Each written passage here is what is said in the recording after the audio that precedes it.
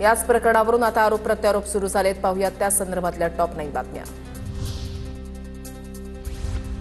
जमीन व्यवहार प्रकरणामध्ये सुप्रिया सुळेंकडून पार्थ पवारांची पाठराखण. तहसीलदार सांगतोय की सहीच केली नाही, मग व्यवहार होऊ शकत नसेल तर स्टॅम्प ड्युटीची नोटीस कशी आली? सरकारनं स्पष्टीकरण द्यावं, सुळेंची मागणी.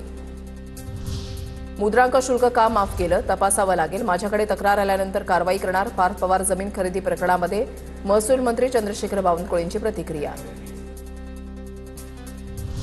पार्थ पवारांनी मला पाठवलेली कागदपत्र नियमबाह्य नव्हती. संबंध नसल्यास पार्थ पवारांची बदनामी करणं अयोग्य. उदय सावंतांची माहिती.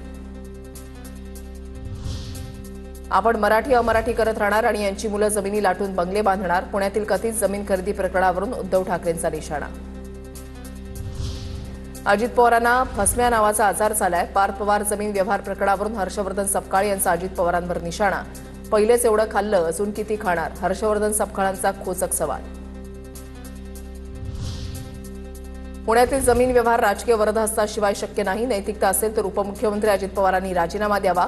एकनाथ खडसेंची प्रतिक्रिया. भोसरी जमीन प्रकरणी मी राजीनामा दिला होता. खडसेंकडून आठवण.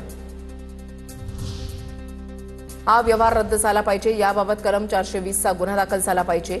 ईडी सीबीआय आता झोपले आहेत का? विजय वडेट्टीवारांचा सवाल.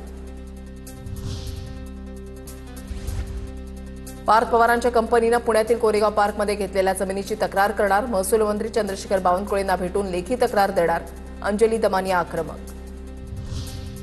व्यवहार पूर्णपणे तपासायला हवा. अजितदादांच्या चिरंजीवांचं नाव या व्यवहारामध्ये आहे. रवींद्र धंगेकरांची प्रतिक्रिया.